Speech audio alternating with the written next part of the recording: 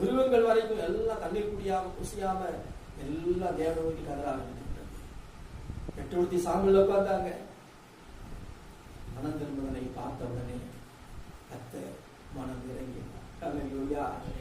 மனம் திரும்பினால் ஆண்டவர் செயலத்தை தீங்கு செய்யாதபடிக்கு என்ன செய்வார்? அவர் மனம் மாறுவார். அதுதான் யோனாவின் புத்தகத்தில் நம்ம வாசிக்கிறோம். 3வது அதிகாரத்துல 9-10 வசனங்களை வாசிக்கிறோம்.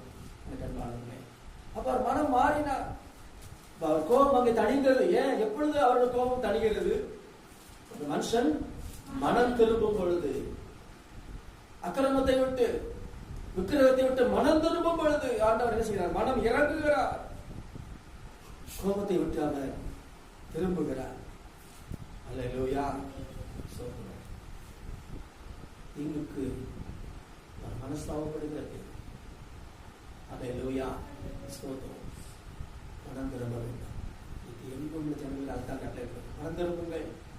ஆண்டவர் பிரசங்க வாக்கியம் முதலாவது அவர் சொன்ன பிரசங்க வாக்கியம் என்ன தெரியுமா? மனம் திரும்புங்கள், பரலோகராஜ்யம் சமீபத்தில். மனம் திரும்புங்கள்.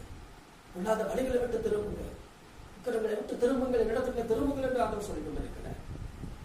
இது மாத்திரமல்ல, சோத்திரம். இன்னைக்கு இப்படிப்பட்ட ஜனங்களுக்காக நீங்கள் என்ன செய்ய தெரியுமா?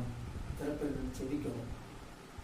கர்த்தர் கோபத்தை அவர் திரும்ப வேண்டும் என்றால் இன்றைக்கு நீங்கள் திறப்பில் இருக்கிற மனுஷர்களை காணப்பட வேண்டும். அல்லேலூயா. மோசே அந்த திறப்பில் இருக்கிறார். இஸ்ரவேல் ஜனங்களை நான் அழிக்கப் போகிறேன். அவர்கள் வணங்காதவர்களுள்ள ஜனங்கள். எவ்வளவு சொன்னாலும் என் வார்த்தைக்கு அவர்கள் கீழ்ப்படியவில்லை.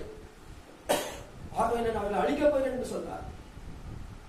சங்கீத புஸ்தகம் 6ஆம் சங்கீதம் 23ஆம் வசனத்தில் வாசிக்கிறோம்.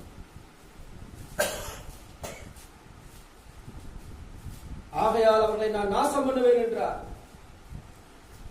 அப்பொழுது அவரால் தெரிந்து கொள்ளப்பட்ட மோசே அவர்களை அழிக்காதபடிக்கு அவருடைய உக்கிரத்தினால் ஆற்றும் பொருட்டு அவருக்கு முன்பாக திறப்பின் வாயிலில் என்றார். அல்லேலூயா. நான் என்ன செய்ய வேண்டும்? திறப்பேன் என்று